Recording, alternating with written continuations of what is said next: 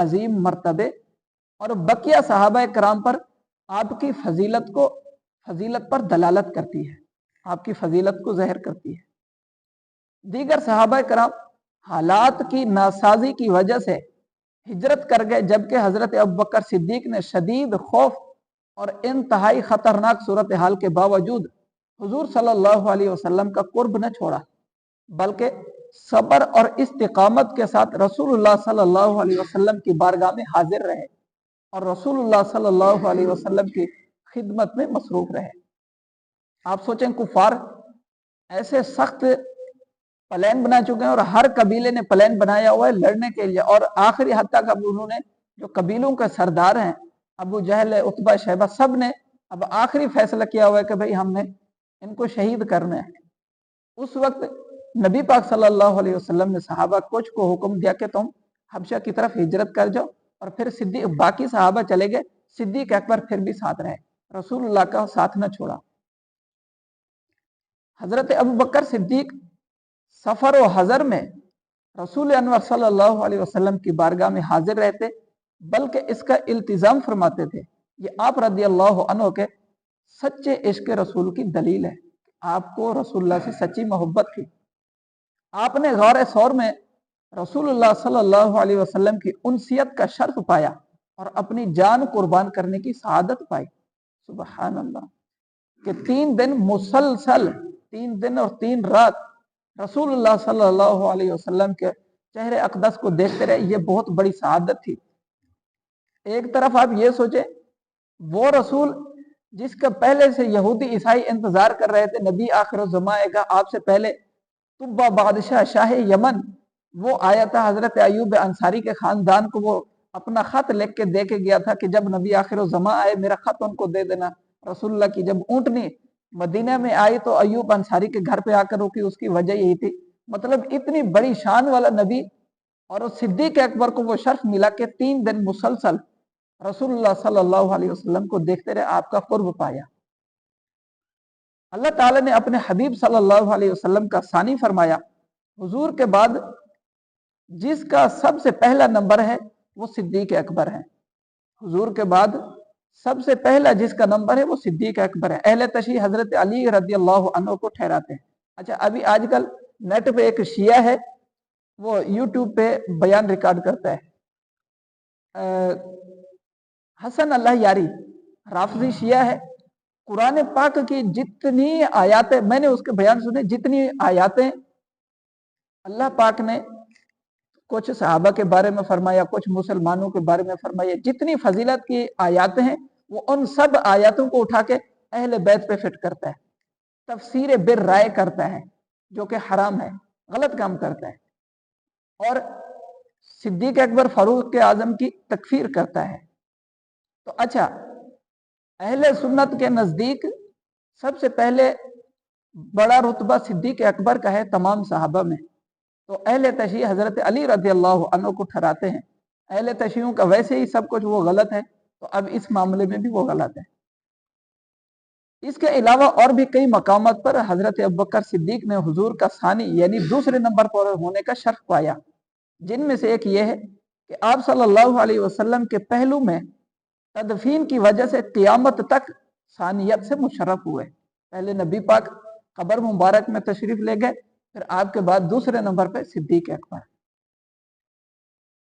صدیق اکبر رضی اللہ عنہ کا صحابی ہونا خود اللہ تعالی نے بیان فرمایا، اسی آیت مبارکہ میں تھا کہ جب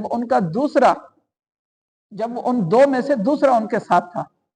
یہ شرف بھی آپ کے علاوہ کسی صحابی کو عطا نہ ہوا۔ اللہ تعالی نے ان مقدس ہستیوں کے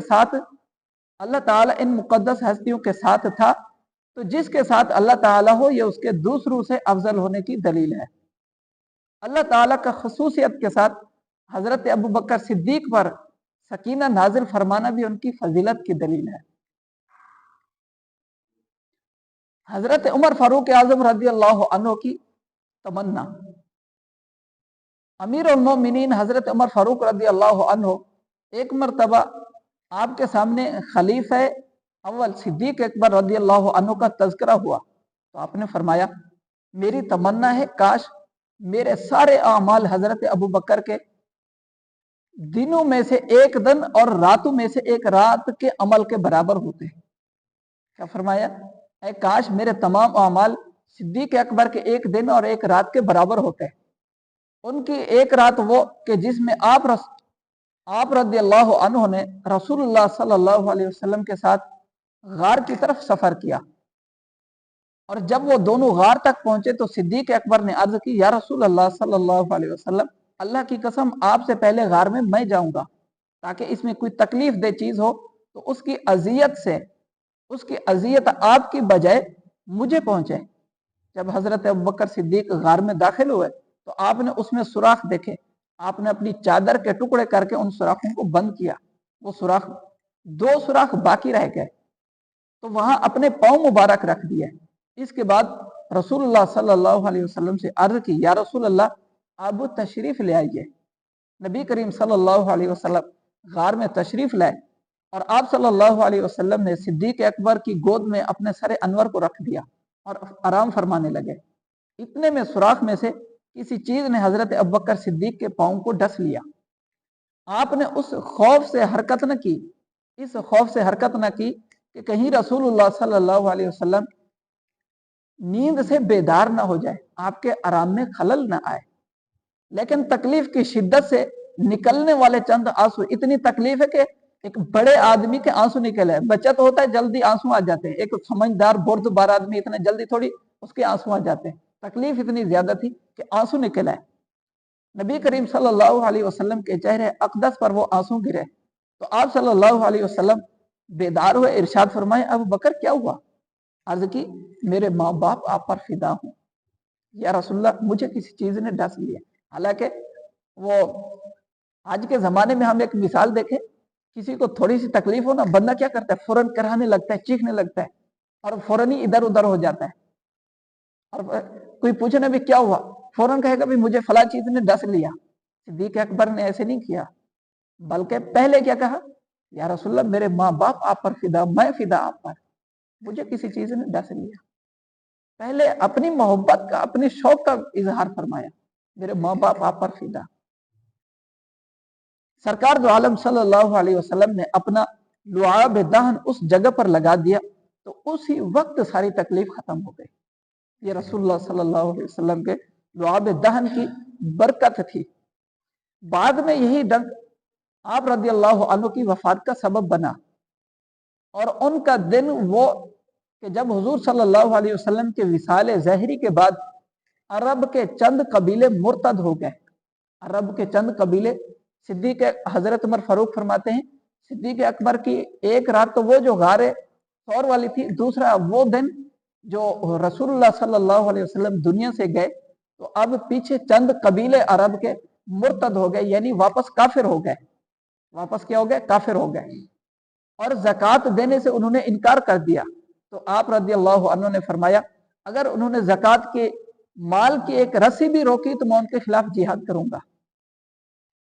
میں نے عرض کی، اے رسول اللہ کے خلیفہ، لوگوں کے ساتھ الفت اور نرمی کا برتاؤ کیجیے۔ صدیق اکبر نے فرمایا، وحی کا سلسلہ ختم ہو چکا اور اب دین مکمل ہو گیا ہے، کیا وہ دین میں کمی کریں گے؟